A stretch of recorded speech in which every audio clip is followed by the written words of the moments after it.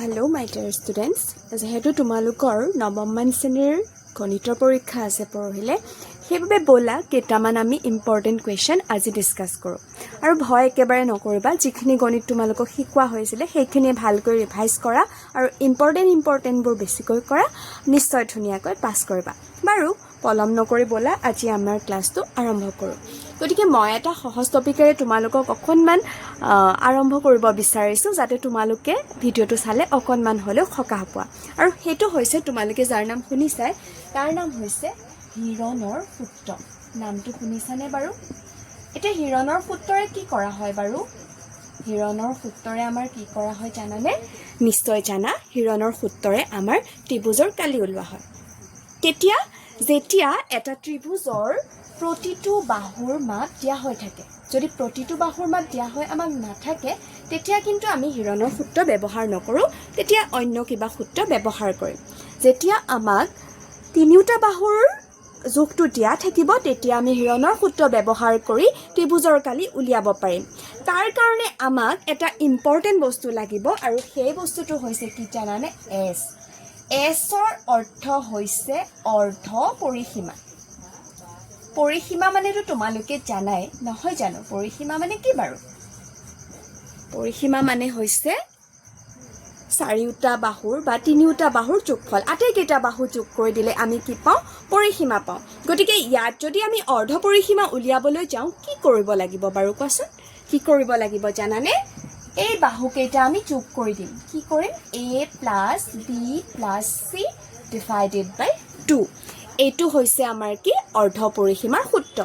কেনেকৈ পালো গম পালা কি কৰিলো পৰিসীমাটো লিখিলো আৰু মই কৈছোৱে যে পৰিসীমা হ'বলৈ হলে কি হ'ব লাগিব আটাইকেইটা বাহু আমি যোগ কৰিব লাগিব গতিকে মই a + b + c কৰি দিলো আৰু যেহেতু আমাক ইয়াতে কৈছিলে যে অৰ্ধ পৰিসীমা উলিয়াব লাগে সেই কাৰণে আমি কি কৰিলো 2 ৰে হৰণ কৰি দিলো গতিকে এই এছটোৰ পৰাই আমি হিৰণৰ সূত্ৰ উলিয়াম গতিকে হিৰণৰ সূত্ৰটো কি চাই লোৱা হিৰণৰ সূত্ৰটো হৈছে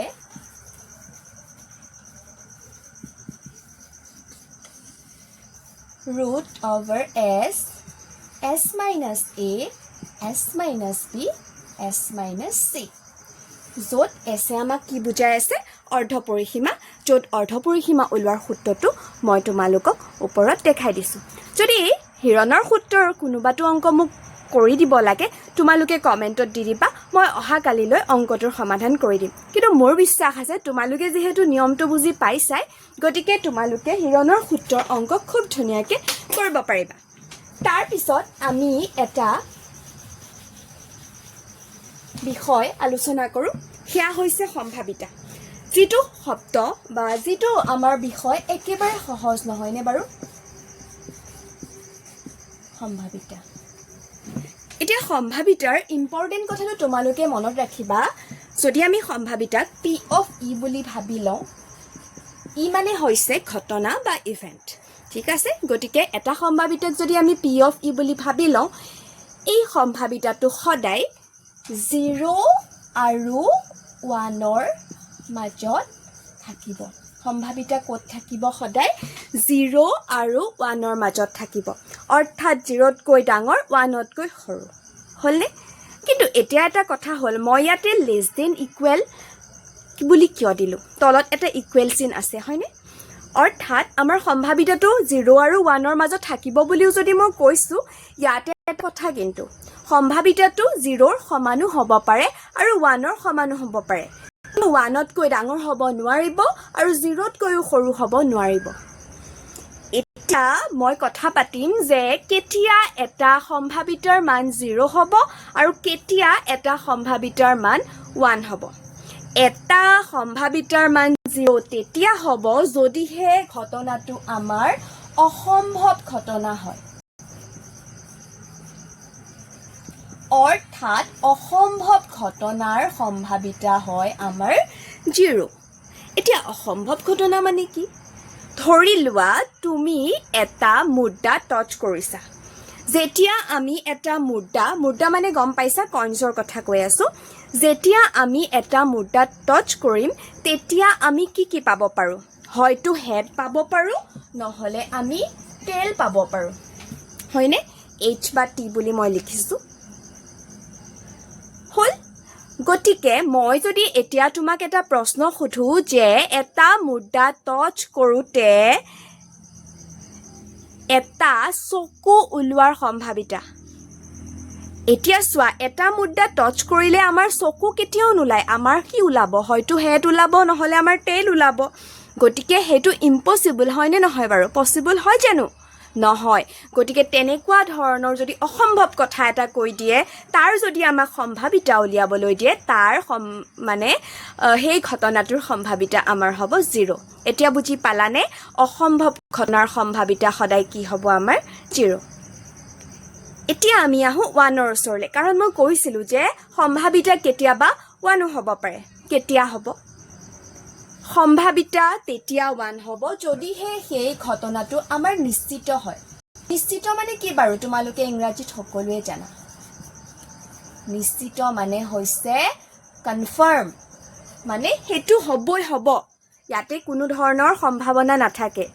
আজি বৰষুণ দিবই এনেকুৱা ধৰণৰ কথা সেইটোতো নহয় কেতিয়াও নিদিবও পাৰে হয়নে সেইকাৰণে আমি সম্ভাৱিতা ব্যৱহাৰ কৰোঁ বাৰু যি নহওক বুজি পাইছা এতিয়া কথা হ'ল নিশ্চিত ঘটনাৰ সম্ভাৱিতা মই কি বুলি লিখিছোঁ 1 এতিয়া নিশ্চিত ঘটনা পৰীক্ষাত কেনেকৈ প্ৰশ্ন ধৰি লোৱা এটা মোনা আছে আমাৰ ইয়াতে এটা মোনা আছে মই মোনা অঁকাত ভাল নহয় বাৰু এনে আঁকি দিছোঁ আৰু দেই নাহাঁহিবা ছবিটো চাই যিয়ে নহওক গতিকে মোনাটোত ধৰি লোৱা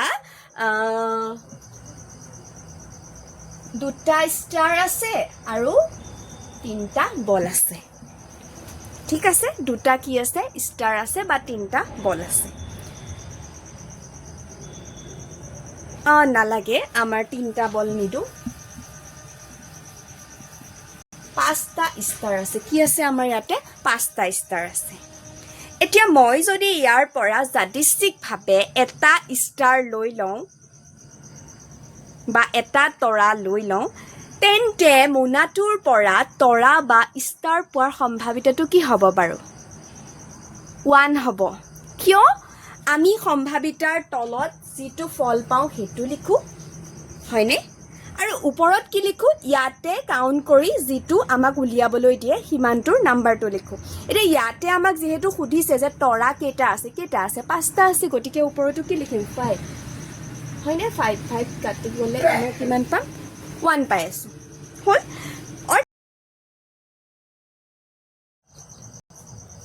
এটা চকলেটৰ টেমাত টেঙা মৰ্টন আছে তাৰ পৰা তুমি যিকোনো এটা চকলেট বাছি ল'লে মৰ্টনটো মিঠা হোৱাৰ সম্ভাৱিতা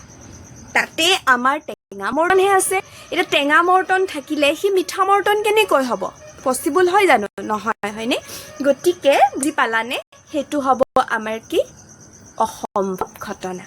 গতিকে নিশ্চয় বুজি পাইছা এইকেইটা টপিক নোচোৱাকৈ নাযাবা দেই যিহেতু এইটো সহজ টপিক তাৰোপৰি মই শেষত তোমালোকক আৰু এটা কুৱেশ্যন দি দিছোঁ যিকেইটা পৰীক্ষাত আহি থাকে তোমালোকে যদি সমাধানটো নোৱাৰা মোক কমেণ্ট কৰি ক'ব পাৰা সেইটো হৈছে 1 নম্বৰ প্ৰমাণ কৰা যে